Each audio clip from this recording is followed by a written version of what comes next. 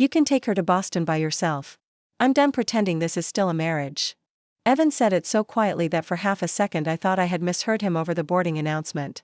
Our 9-year-old daughter, Lucy, was curled against my side in a wheelchair at Gate B37 in Denver International Airport, a knit cap pulled low over the hair that had thinned during months of treatment. Her backpack sat in her lap. One hand gripped the ear of a stuffed rabbit she had owned since preschool. The other was wrapped around my wrist. Evan stood 3 feet away with his carry-on in one hand and his phone in the other. He had been my husband for 12 years. He had sat beside me through the first bone marrow biopsy, through the insurance calls, through nights when Lucy's fever climbed high enough to make every minute feel dangerous. And now he was looking at the terminal exit instead of at our child. "What are you talking about?" I asked. His jaw tightened. "Vanessa is waiting for me downstairs." Lucy lifted her head. That was the moment I stopped being afraid of the secret I had kept from my husband and started being afraid of what kind of man I had married. Evan flinched when he saw Lucy looking at him, but he did not take the words back. "Dad," she said. He rubbed his forehead like we were inconveniencing him with bad timing. "Sweetheart, I just need some space." "We're boarding in 20 minutes, I said. "Her transplant team is expecting us tomorrow morning." "I know." "Then sit down." He looked at me, and I saw something in his face that I had spent almost a year refusing to name. Not guilt. Not confusion. Relief. "I can't do this anymore, Claire. Every day is a hospital, a bill, a phone call, another crisis. I'm drowning." I stared at him. "She's your daughter." "I know that." "Then don't talk about her illness like it's a bad mortgage." A woman in a Navy airline blazer glanced in our direction from the podium. I lowered my voice because Lucy was right there, because strangers were right there, because some part of me was still trying to preserve a little dignity around a family that had already cracked wide open. Evan shifted his carry-on. "Vanessa makes me feel like myself again." The sentence landed harder than if he had shouted. Lucy's fingers tightened around my wrist.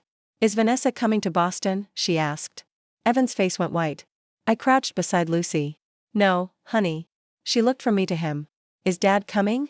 I could have lied. I wanted to. But children who spend too much time around doctors get very good at recognizing the tone adults use when they are trying to hide something. Evan answered before I could. "Not today." Lucy's mouth trembled. He turned away first. He actually turned away first. I stood so fast the strap of Lucy's medical bag slid off my shoulder. "Evan." He stopped. "If you walk out of this airport while our daughter is waiting to fly across the country for a bone marrow transplant, you do not get to rewrite this later as a rough patch. You understand me?" He looked back with tired anger. "You always make everything sound like a verdict." "No. I'm telling you to understand the choice you are making." For 1 second, I thought he might drop the bag. I thought the 37-year-old man I had married would finally see the 9-year-old girl watching him leave. Instead, his phone lit up. "Vanessa." I saw the name from where I stood. Evan looked down at it, then at me. "I'm sorry." "Say it to Lucy." He couldn't. He walked toward the concourse escalators and disappeared into the crowd. I did not chase him. I wish I could say that was because I was strong. It wasn't. I didn't chase him because Lucy started crying without making a sound, and every instinct I had went toward keeping her upright. I knelt in front of her and held both her hands. "Look at me." Her eyes were glossy. Did I make him leave? That question broke something open in me. No. Absolutely not. Because I'm sick all the time. No. Your dad made an adult decision. A bad one. It has nothing to do with you being sick. Nothing. She looked past me toward the escalators anyway. The gate agent approached slowly. She was in her 50s, maybe, with silver threaded through dark hair and a small nameplate that read Marlene. "Ma'am," she said gently, "we can hold your boarding position while you get settled." I nodded and reached for the medical bag. "Thank you. We're going." "Of course. Do you need help with the chair?" "I can manage." That answer came automatically. I had been saying it for years. I can manage. I can handle it. I don't need anyone. Those were useful sentences when my mother died and left me with responsibilities I did not feel ready to carry. They were less useful in a marriage. Marlene crouched slightly to speak to Lucy. "We've got a window seat saved for you." Lucy sniffed. "Can my rabbit sit there first?" "He looks like a very important passenger." For the first time in several minutes, Lucy almost smiled. Marlene straightened, then looked at the passport wallet I had left open on the counter. Her expression changed so subtly I almost missed it. "Claire Mercer?" I froze. Most people knew me as Claire Brooks. Mercer was the name I used on legal documents, trust filings, and the board materials for Meridian Skies Group. I closed the passport wallet. "Yes." Marlene stared at me for half a second too long. Then she asked, carefully, Claire Evelyn Mercer? I felt the old wall inside me crack. Yes. She glanced toward the jet bridge, then back at me. I'm sorry. I don't mean to be intrusive. We received an internal leadership memo last month. Your photo was attached. Of course it was. In 9 days, I was supposed to appear at Meridian's annual employee meeting and formally take the role of executive chair. For nearly 14 years, I had remained mostly behind the scenes, a voting shareholder who attended board meetings under strict privacy controls and let professional executives run the public side of the company. My mother had founded Meridian with 2 leased turboprops and a cargo contract in Wyoming. By the time she died, the airline had grown into a national carrier with routes across the United States, Canada, and Mexico. I inherited 54% of the voting shares through the Mercer Family Trust. On paper, I controlled a company valued at a little over $6 billion. At home, my husband thought I was an independent aviation consultant whose family had done pretty well in transportation. That contradiction had survived our entire marriage. Until Gate B37. Marlene lowered her voice. Are you traveling with us today? I almost laughed because of course I was. We were standing under a giant Meridian Skies sign. The boarding pass in my hand had the company's blue compass logo printed across the top. I had deliberately booked 2 Economy Plus seats on my own airline. I had done things like that for years because I wanted Lucy to grow up understanding airports as places regular families used, not private hallways that opened because of our last name. More than that, I had done it because secrecy had become a habit I no longer knew how to break. Yes, I said. But please don't make a thing of it. My daughter needs to get to Boston. That's all that matters. Marlene's eyes dropped to Lucy's hospital bracelet. Understood. She stepped away and spoke quietly into the phone at the podium. I turned toward the windows, fighting the sudden heat behind my eyes. The truth about Meridian was not supposed to come out like this. I had imagined telling Evan a dozen different ways over the years. At first, I delayed because our relationship was new. Then because we were planning a wedding. Then because I was pregnant. Then because my mother's estate was still being settled. After that, the silence got harder to explain. Every year I waited made the truth bigger. I told myself I was protecting something pure between us.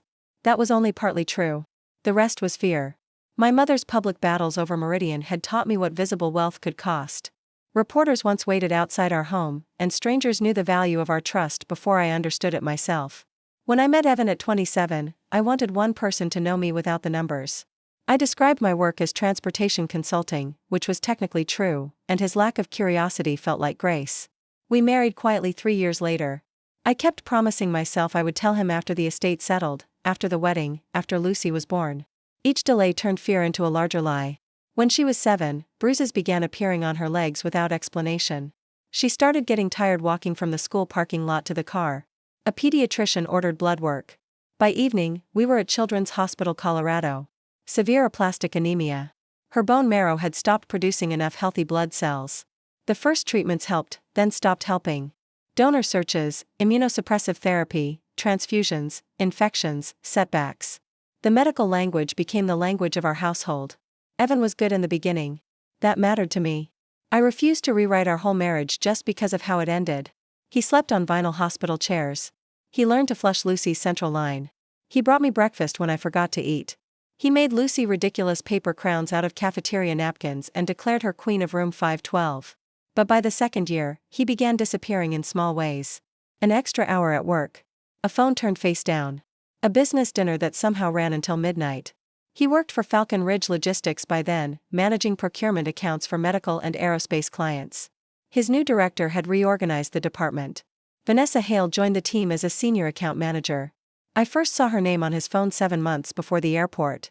A message flashed across the lock screen while Evan was helping Lucy into the shower. I miss the version of you that laughs. I did not open the phone. I sat at the kitchen table and stared at those 8 words until the screen went black. For weeks, I tried to convince myself there were innocent explanations. Maybe she was a friend. Maybe his office knew he was struggling. Maybe I had become so consumed by Lucy's illness that I was suspicious of normal kindness. Then I found a restaurant receipt in his coat pocket from a night he had told me he was meeting a vendor in Colorado Springs. Dinner for 2 in downtown Denver. 2 cocktails. 1 hotel valet charge. I still didn't confront him. That was my failure. Not his affair. That was his choice. My failure was believing silence gave me control. When Boston Children's offered Lucy a place in an advanced transplant protocol with a donor match identified through the National Registry, we had less than 2 weeks to get there. The physician explained that Lucy needed additional testing before the transplant and that delays could risk losing the scheduling window. I booked the flights myself. I could have called Meridian's executive operations desk and arranged anything from priority medical transport to a chartered aircraft. Instead, I bought 3 regular tickets because I still wanted to believe our family could walk through one more airport as a family. I also made a decision I had been postponing for 12 years. I was going to tell Evan about Meridian after we got Lucy settled in Boston. Not because I wanted to impress him. Because I was tired of living divided in half. I never got the chance. At Gate B37, Marlene returned with a man in a charcoal suit carrying a radio. I recognized him before he introduced himself, Daniel Kim, Meridian's regional station director for Denver. I had seen his name in operations reports. He had never met me in person. He looked from me to Lucy and kept his voice calm. "Ms. Mercer, I understand you'd prefer privacy. We can do that. We also have a medical coordination protocol if you want us to contact the receiving team in Boston." I nodded. "Please. And no announcements. No announcements. No upgrades that turn into a spectacle." He gave me the faintest smile. "We can be discreet." He asked for the name of Lucy's hospital coordinator and stepped away. Lucy looked at me. "Why did he call you Mercer?" There are moments when you realize the truth has stopped being optional. I pulled a chair close to her. "Mercer is my legal last name. I kept it for some family business things." "What family business things?" I glanced toward the Meridian sign. "This airline." She blinked. "You work here?" "Sort of. Like the pilots?" "No. Like the boss?" Children have a talent for skipping directly to the part adults complicate. "My mom started Meridian a long time ago," I said. "When she died, she left most of her part of the company to me." Lucy looked around the terminal as if the walls had changed. "You own the airplanes?" "Not exactly. A company owns the airplanes. I own a big part of the company." She stared at me for 3 full seconds. Then she asked, "Does Dad know?" My throat tightened. "No." "Why?" I had no answer that would make sense to a 9-year-old. I was afraid it would change things. Lucy looked toward the escalators where Evan had disappeared. "It already changed. I will remember that sentence until I die." Daniel returned 10 minutes later with a wheelchair escort and an offer to move us through a quieter boarding lane. He had also confirmed with Boston that a hospital transport team would meet us on arrival. I accepted the help because Lucy was exhausted and because my pride had already cost me enough. As we entered the jet bridge, my phone buzzed. For one ridiculous second, I hoped it was Evan saying he had turned around. It was a bank alert. A transfer of $38,500 had been initiated from our joint savings account to an account I did not recognize. My feet stopped moving. Marlene nearly bumped into me. "Ms. Mercer?" I opened the banking app. The transfer was pending. Requested 17 minutes earlier. Authorized from Evan's device. Our joint savings held $46,212. Most of it came from his salary and the amount I deposited every month to cover household expenses without revealing the scale of my personal assets. That money was supposed to pay our mortgage, travel costs, and the months of family expenses we knew we might face during Lucy's transplant. I called the bank's fraud line from the jet bridge. The representative could not cancel a transfer solely because a spouse objected when both account owners had equal authority, but she could flag the activity, freeze further external transfers, and document the dispute. "Did you authorize this transfer?" she asked. "No." "Do you believe the other joint owner is attempting to remove marital funds in anticipation of separation or divorce?" I looked through the glass at the aircraft waiting below. "Yes," I said. "I believe that is exactly what he is doing." The representative documented it and advised me to speak with an attorney as soon as possible. I ended the call and stood there holding my phone, understanding that Evan had not made an impulsive decision at the airport. He had planned this. He had walked into that terminal intending to leave us. And while our daughter cried at the gate, he had been trying to take almost all the cash he thought I had. That was the first real clue that the affair was only one piece of what he had done. The 4-hour flight to Boston passed in a blur. Lucy slept against my shoulder while Evan sent a single message: "I'm sorry it happened this way. I'll explain when things calm down." The $38,500 transfer remained pending, so I sent the alert to Rachel Levin, an attorney connected to my family trust. Her answer was immediate: "Do not argue by text. Preserve everything." In Boston, a hospital transport coordinator met us quietly. By 8:30 p.m., Lucy was admitted for testing, and I answered the familiar questions about transfusions, fever, bruising, and medication until she finally slept. After Lucy slept, I called Rachel Levin, the attorney who had handled family trust matters for 10 years. I told her exactly what happened: the affair, the airport, Lucy witnessing him leave, and the pending transfer. Rachel warned me not to exaggerate or retaliate. We would document the joint funds and request temporary orders if necessary. She confirmed that Evan had never seen sensitive trust schedules, that he had independent counsel for our prenuptial agreement, and that my separate property structure remained intact. Then she told me to focus on Lucy while she prepared the Colorado filings. For the first time that day, I let someone else carry part of the weight. The next morning, that fear stopped being theoretical. By morning, a bystander's video from Gate B37 had spread online. It showed Evan walking away from Lucy's wheelchair, then Daniel speaking with me. Reporters connected my legal name to the Mercer Trust, and the caption announced that the abandoned wife controlled the airline. False stories claimed I had fired Evan, delayed the aircraft, or banned him from Meridian. I ordered corporate communications to correct operational misinformation only. No statement about the marriage, no use of Lucy's name, and no contact with Evan's employer. The truth was already painful enough. 5 minutes later, Evan called. I stared at his name until it stopped ringing. Then he called again. And again. On the 4th attempt, I stepped into the family lounge and answered. What? He sounded breathless. Claire, what the hell is going on? I almost admired the audacity. Lucy is being evaluated for transplant. That's what's going on. You know what I mean. The airline. Every news site is saying you own Meridian. I control 54% of the voting shares through my family trust. Silence. Then, that's not funny. I'm not joking. $6 billion? The company is valued around that. That is not the same as having $6 billion in a checking account. You lied to me. The words were so immediate, so indignant, that I had to grip the edge of the table. Yes, I said. I kept something enormous from you. I was wrong to do that. We can discuss my deception. But you do not get to use it to erase what you did yesterday. You let me think we were drowning in medical bills. We were never drowning. I paid every bill. You let me worry about money. You worried about the lifestyle you thought you were losing. Lucy's treatment was always covered. I told you that. Not why. No. Not why. He exhaled hard. Vanessa says this whole thing looks like a setup. I laughed once, without humor. A setup? I made you leave your child at an airport. That's not what I mean. Then what do you mean? The video. The staff. The timing. Evan, I was trying to get our daughter to Boston. You were the only person at that gate performing for anyone. He went quiet. I thought about the bank transfer. Where is the $38,500? Another silence. It's still ours. Where? I moved it to protect myself. From what? From you freezing me out. You initiated the transfer before you knew about Meridian. He said nothing. That mattered. You planned to leave before we got to the airport. I planned to tell you. At the gate? In front of Lucy? Vanessa was already there. Why? Because I needed somewhere to go. We have a house, Evan. You know what I mean. I did. He needed someone to go to. Not somewhere. Do not call Lucy right now, I said. She has testing this morning. If she asks to speak to you later, I'll arrange it. You can't keep my daughter from me. I am not keeping her from you. I am keeping this conversation away from her hospital room until she is stable. Claire, and return the joint funds. Rachel Levin will contact you today. He stopped breathing for a second.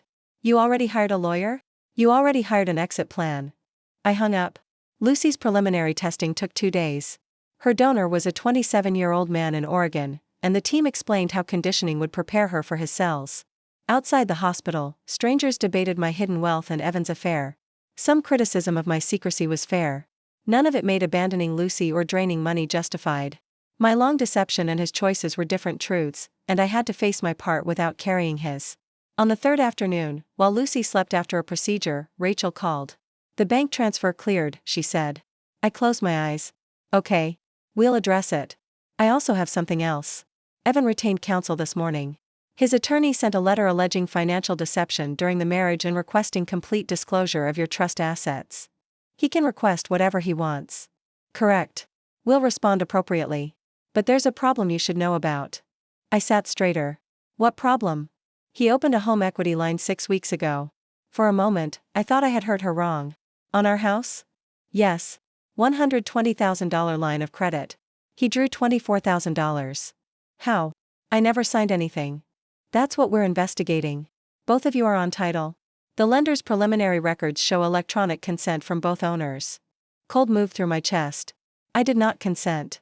Then we need the documents. Don't jump to forgery until we see what happened. I stood and walked to the window. Our house in Fort Collins was worth about $780,000. We owed less than $300,000 on the mortgage. I had intentionally kept it modest compared with what I could afford because it was where we had raised Lucy. It held pencil marks on a pantry wall measuring her height. My mother's old rocking chair sat in the upstairs hall. Where did the $24,000 go? We don't know yet. Can we freeze the line? We've notified the lender that consent is disputed. They've suspended additional draws pending review. I pressed my forehead to the glass. He planned this for weeks. It appears he was preparing financially before the airport, yes. Why would he need $62,500 between the savings and the home equity draw? That is a question Discovery may answer. It answered faster than either of us expected. The next evening, Vanessa Hale emailed me. Subject: I think Evan lied to both of us. I stared at the message for a full minute before opening it. Claire, you have every reason to hate me. I'm not asking you not to. I saw the airport video yesterday. Evan told me Lucy's condition was stable and that the Boston trip was a routine follow-up. He told me you two had been separated privately since January and were waiting to tell her until after treatment. He told me you agreed he should leave before the flight because you wanted to travel alone with her. I now know that was not true. There are other things he told me that I'm starting to question. I have messages and documents you may need. I will speak to your attorney if you prefer not to speak to me. Vanessa, I read it twice. Then a third time. Anger rose first. How convenient, I thought. She had been willing to meet my husband at an airport while his sick daughter traveled across the country. Now that the story was public, she wanted to become innocent. I forwarded the email to Rachel. Her reply came immediately. Do not answer yet. Let me contact her. Rachel spoke with Vanessa first, then arranged a video call. Vanessa appeared without makeup, looking exhausted rather than glamorous. She admitted she knew Evan was married and had chosen to believe his claim that our marriage was already dead. He had told her that I requested the airport separation, that Lucy's Boston trip was routine, and that I controlled money while hiding debt. Vanessa did not pretend she was innocent. She said she was finally questioning every version of reality Evan had handed her. What else did he tell you? Rachel asked. Vanessa clicked something on her computer. He said Claire had hidden debt. He said there were medical bills he would be responsible for if he stayed married. He said he needed to secure enough money to start over because Claire controlled everything at home. I felt heat rise into my face. He told you I controlled the money? Yes. He said you tracked his spending and would cut him off. I almost interrupted, then remembered the credit card statements I had stopped checking because I trusted him. Rachel asked, did he ever discuss taking money from joint accounts? Vanessa nodded. He told me he was moving what was his before Claire could hide it. Did he tell you about the home equity line? She hesitated. Yes. My heart began pounding. When? About a month ago. Rachel's voice became very still. Did he say Claire signed for it? Vanessa looked directly into the camera.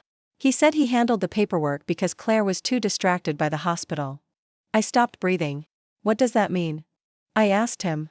He said he had access to an old electronic signature because you'd used his laptop to sign refinance documents a few years ago. The room seemed to tilt. Rachel spoke first. Do you have that in writing? Yes. Send it to me. Do not alter or delete anything.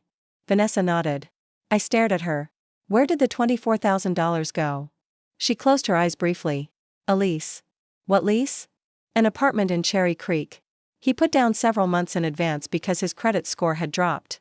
He told me it was going to be ours. There it was. Not a sudden collapse at the airport. Not a man overwhelmed by grief who made one unforgivable choice. A plan. An apartment. Money pulled from our home. A story about a dying marriage he had told another woman while I was sitting beside our daughter in infusion clinics. Vanessa's voice cracked. I didn't know he used your signature. I swear I didn't. I looked at her face and felt something strange happen to my anger. It didn't disappear. It changed shape. Did you know Lucy was as sick as she is? No. You knew she was sick. Yes. You knew he was married. Yes. Then don't ask me to make you innocent. She nodded, tears in her eyes. I'm not. That was the first major truth I learned after the airport. Vanessa had helped betray me, but she had not been told the same story I had lived. Evan had built different versions of reality for each of us. And now those versions were colliding. Rachel ended the call after arranging for Vanessa to preserve the messages and provide them through counsel. I sat alone in the family lounge for another 10 minutes. Then I called Evan. He answered on the first ring. Claire? Did you use my electronic signature to open a home equity line? Silence. Who told you that? Answer the question. I handled paperwork. You were never available. Did you use my signature without my permission? It's our house. That is not an answer. His voice hardened. You have billions of dollars and you're coming after me over $24,000? The sentence told me everything. He knew.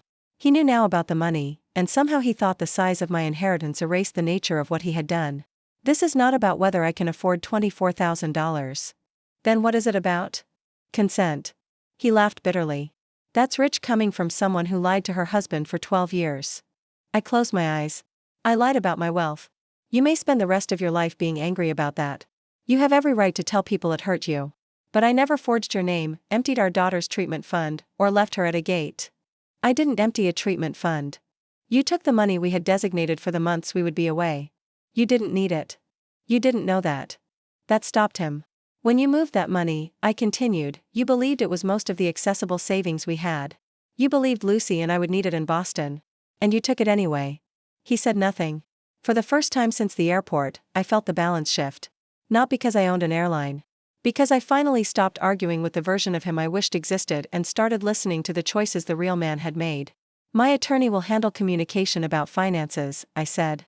If you want to speak to Lucy, text me first and I'll ask her when she feels well enough. You're turning her against me. No. You left in front of her. She does not need my help understanding that. I hung up before he could answer. 2 days later, Lucy's transplant team confirmed the donor match and scheduled conditioning to begin Monday.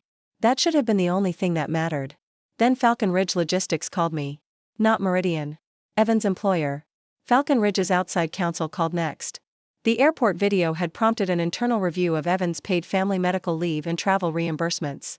She asked me to confirm, through Rachel, which medical appointments he had actually attended during the previous 6 months. Evan had complained that caregiving was damaging his career, yet I knew he had attended only 3 recent appointments. I opened my calendar and agreed to verify facts, not speculate. That afternoon, Rachel forwarded the company's request.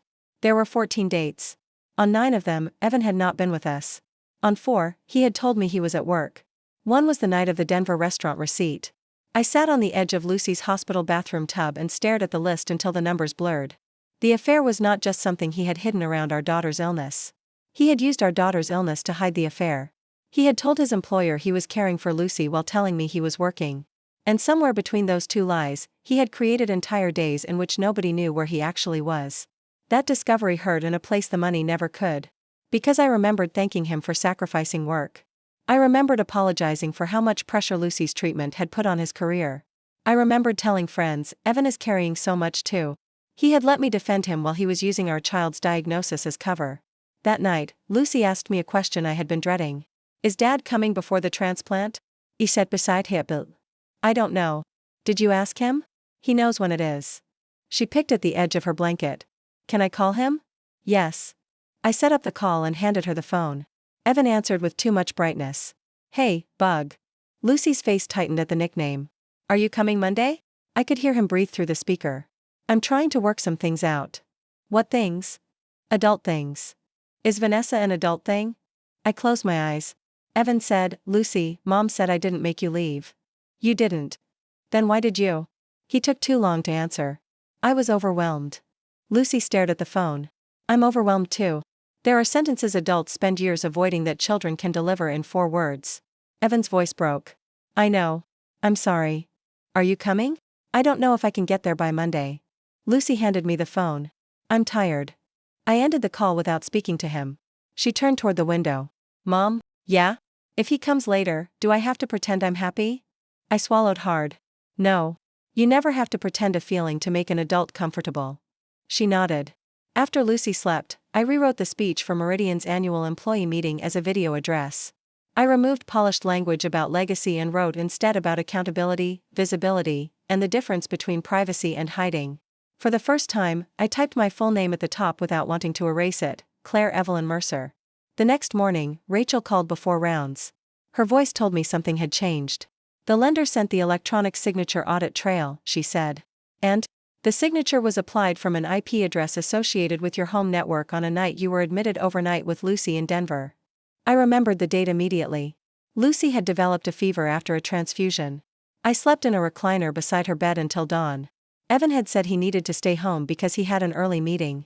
Rachel continued. There's more. The audit record shows the verification code was sent to an old email address of yours that forwarded to a shared household inbox. I sat down. He planned for me not to see it. It appears that way. Is that enough? Enough for us to challenge the loan authorization and refer the matter to the lender's fraud department. Whether law enforcement becomes involved is not my call, and I'm not promising an outcome. But it is evidence. I looked at Lucy sleeping under a blanket covered in tiny blue stars. Do it. You're sure? For years, I had believed protecting my family meant absorbing damage quietly. That morning, I finally understood that silence could protect the person causing the damage. Yes, I said. Document everything. Lucy began conditioning on Monday.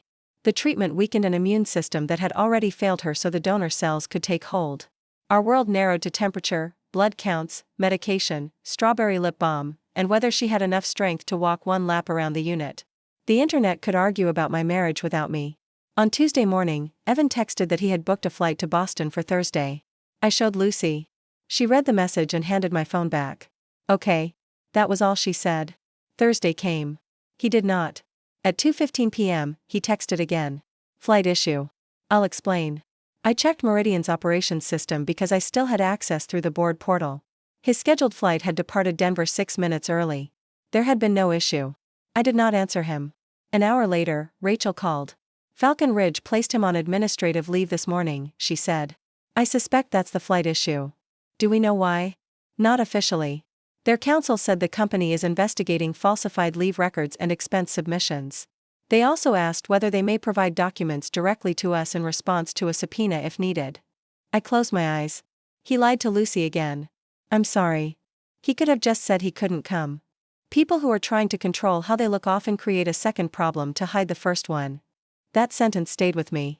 The next day was transplant day. There were no dramatic operating room doors. No countdown. No miracle light.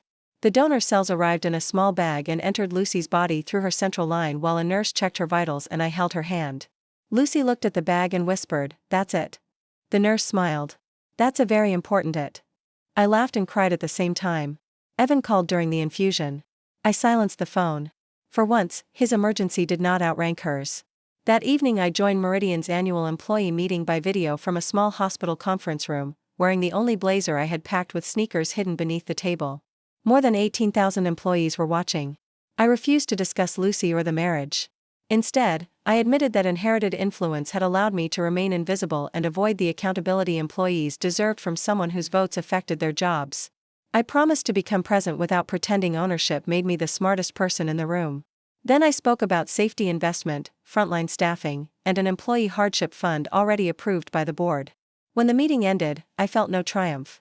I felt aligned. For the first time, my private and public selves were no longer fighting each other. 2 days later, Vanessa sent Rachel another batch of messages. That was where the second layer of Evan's plan appeared. One message was dated 5 months before the airport, long before the home equity line. Evan had sent Vanessa a photo of an envelope from Mercer Family Trust that he had found in our mail. His message underneath read, "Claire acts like we're broke, but her family has money. Serious money. If this ends, I'm not walking away with nothing after 12 years. Vanessa had replied, "Have you asked her what it is?" Evan, she'll lie. She always has some answer. I'll figure it out when I need to. My hands went cold when Rachel read those messages to me. Evan had not known about Meridian. But he had known enough to suspect there was substantial wealth. The story he had told Vanessa, that he was financially trapped by my hidden debt, had been a lie even by his own understanding. He believed I had money. He believed he might be entitled to some of it. And months before he walked out, he had already begun thinking about what he could take. "There's more," Rachel said. "Of course there is."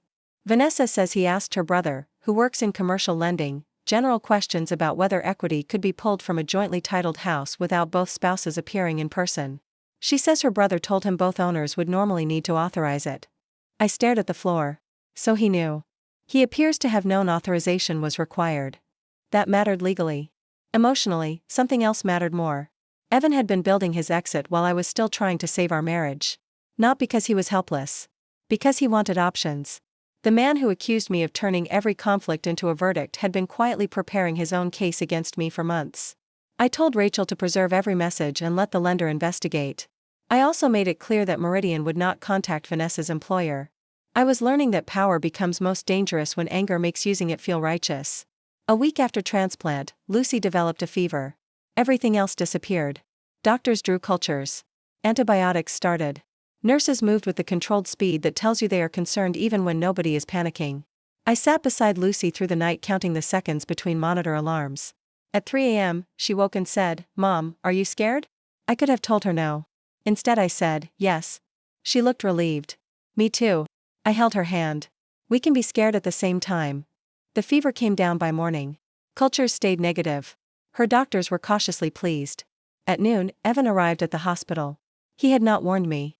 A nurse found me at the family kitchen and said a man identifying himself as Lucy's father was at the unit entrance. My entire body tightened. Is he causing a problem? No. He's waiting. I called Rachel before I did anything else. There was no court order preventing Evan from seeing Lucy.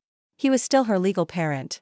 But the hospital could limit visitors based on Lucy's medical condition and her preferences, especially in a transplant unit. I asked Lucy, "Your dad is here. Do you want to see him?" She stared at her coloring book. "Do I have to?" "No." "Can he come for 10 minutes?" "Yes." "Can you stay?" "Yes." Evan entered wearing a hospital mask and disposable gown. He looked older than he had 2 weeks earlier. His beard had grown unevenly along his jaw. His eyes were red. Lucy did not reach for him. He stood beside the bed. "Hey, Bug." She looked at him. "You said your flight had a problem." His shoulders dropped. "I know. Mom said it didn't." He glanced at me. I said nothing. "I had a problem at work," he admitted. "Then why didn't you say that?" He pulled a chair closer but did not sit until Lucy nodded. "Because I was embarrassed." "You lie when you're embarrassed?" He closed his eyes. "Sometimes I have." Lucy picked at a purple thread on her blanket. "Are you still with Vanessa?" "No." That was news to me. "Why?" Lucy asked. He looked toward the window. "Because I hurt a lot of people and things got complicated." Lucy's expression hardened in a way that did not belong on a 9-year-old. "Things didn't get complicated. You left." Evan started crying. I watched him and felt no satisfaction. There is a version of revenge people imagine where the person who hurt you finally breaks down and you feel restored. Real life is messy. I saw the man I had loved. I saw the father Lucy had once adored. I saw a frightened, selfish adult facing a consequence he could not talk his way around. None of that meant I wanted him back. Evan wiped his eyes. "I am so sorry, Lucy." She looked at me. I did not rescue him. I did not tell her to forgive him. After 9 minutes, she said she was tired. Evan stood. At the door, he looked at me. "Can we talk?" "Not here." 5 minutes. "Downstairs." We went to a quiet seating area near the hospital lobby while a nurse stayed with Lucy. Evan sat across from me. "Falcon Ridge fired me yesterday. I had suspected it but had not been told." "Why?" "They said I falsified leave and expense records." "Did you?" His face tightened. "Some of the dates were wrong." "Were they wrong, or did you submit them knowing you weren't with Lucy?" "Claire, I'm not here to fight." "Then don't answer a question with fog." He looked down. "Yes. I used leave on days I wasn't at the hospital." "And the expenses?" "A few meals and hotel charges." I felt sick. "With Vanessa?" He nodded. "I paid some of it back." "After they caught you?" He did not answer. I leaned back. "Why are you here?" He looked at me then. "Because I made the biggest mistake of my life." "Which one?" The question surprised him. "Leaving you." "Not leaving Lucy?" "Both. You know what I mean." "I don't anymore." He rubbed his hands together. I was drowning. I was angry all the time. Everything in our house was about illness. You and I hadn't been us in years. Vanessa made me feel wanted. Then I found out you were hiding this entire other life, and stop. He stopped. "Do not put Meridian after the word then. You began the affair before you knew what I owned. You opened the home equity line before you knew. You took our savings before you knew. You left Lucy before you knew." His face went still. "Vanessa sent the messages." Color drained from his cheeks. "She had no right. They were messages you sent her. She's trying to save herself." "Maybe. That doesn't make the messages false." He stood abruptly and walked 3 steps away before turning back. "You lied to me every day for 12 years. "Yes." My answer stopped him again. "I did. I thought if you knew about the company, I would never know whether you loved me or the life attached to me." That fear became an excuse, and the excuse became a lie I kept choosing. "I should have told you before we married. I should have told you 100 times after. I am sorry for that." His eyes filled. "Then how can you sit there like you're better than me?" "I'm not asking the court to decide who is a better person. I'm asking for a divorce." The word landed between us. He sat down again. "You already decided?" "At the airport." You were angry. I was clear. Claire, we can go to counseling. For co-parenting, yes. For us. No. He covered his face with both hands. Is this because of Vanessa? It is because when life became unbearable, you decided our daughter and I were the weight you needed to drop. Then you took money you believed we needed to survive the fall. He looked up. You didn't need it. There it was again. The sentence he could not stop saying because he still did not understand. You keep judging your choices by what you learned afterward, I said. That is not how choices work. You don't get credit because the person you tried to empty out turned out to have another account. He stared at me. I stood. Lucy needs stability. If you want a relationship with her, show up consistently. Not dramatically. Not with flowers and speeches. Calls when you say you'll call. Visits when her doctors approve them. Therapy if she wants it. You rebuild with her at her pace. And with you? There is no rebuilding with me. I walked back upstairs. That was our real ending. Not a screaming match. Not a security escort. A hospital lobby and a boundary I finally meant.